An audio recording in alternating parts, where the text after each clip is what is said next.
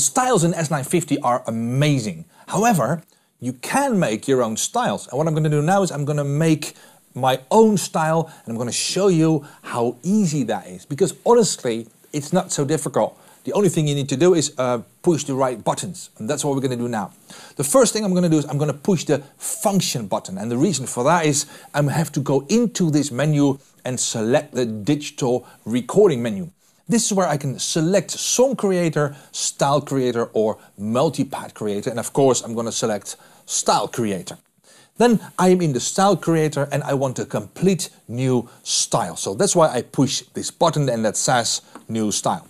Automatically the pattern length is set to 1 and the tempo is set to 120 BPM. So I'm going to set the tempo first to, let me see, 105. I like that.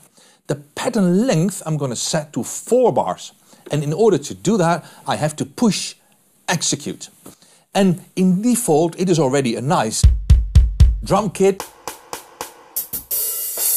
I like this one, and I push sync start, and now everything is ready for recording. I can even use this little blinking lamp for the tempo.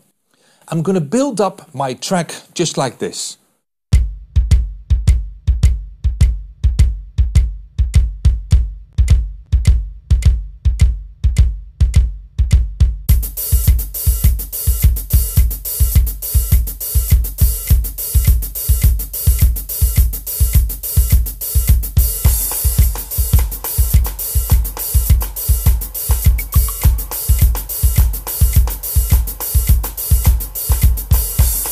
As you can tell, it's not very, very tight. So what you want this drummer to be is like about 4 or 5 times as good when it comes to timing. So that's why I want the quantize function. And what quantize does, I'm just going to the page right there. Quantize means I'm going to make it from, reasonably all right to really, really good. I'm going to quantize in 16th. That is actually the most common quantize setting. And what I'm going to do now is push execute. And let's see what he did with my drum part. Well, that's much better. So, it's time for track number 2. I hold the rec channel button like this. I'm going to select the bass, and as I hear, this is not really a bass sound. So that is really great about this whole voice area here. I just go to the basses and I select a nice bass. Let me see, acoustic bass. And of course, with style making, you always have to decide which key you're going to create the style in. In this case, it's all C. I'm going to push sync start. I'm going to start recording my acoustic bass.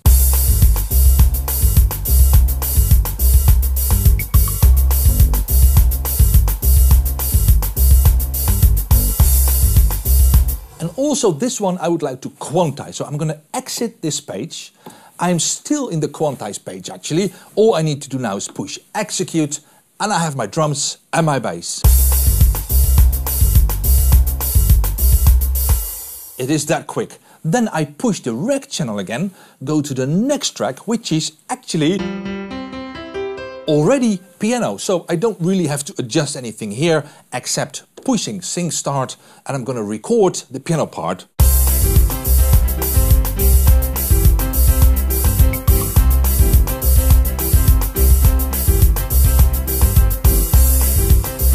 Again, I'm going to exit this, I'm going to execute the quantize. That means the part was okay and now it's going to be really okay. I'm going to listen to it.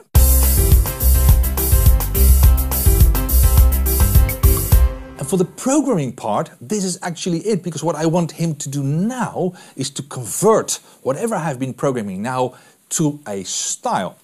In order to do that, I need to push save. I'm going to push save and I'm going to select this area where I have to give it a name. So I'm going to push delete, delete, delete, delete, delete, and I'm going to give it the name BERT. B-E-R-T. Okay? And what he's doing now, he's converting it into a style. I have to wait, I go out of it, and automatically he stored this style in my user memory. And that's nice. If I select it, I switch on the accompaniment and sync start, and now I can play any chord I want, like this.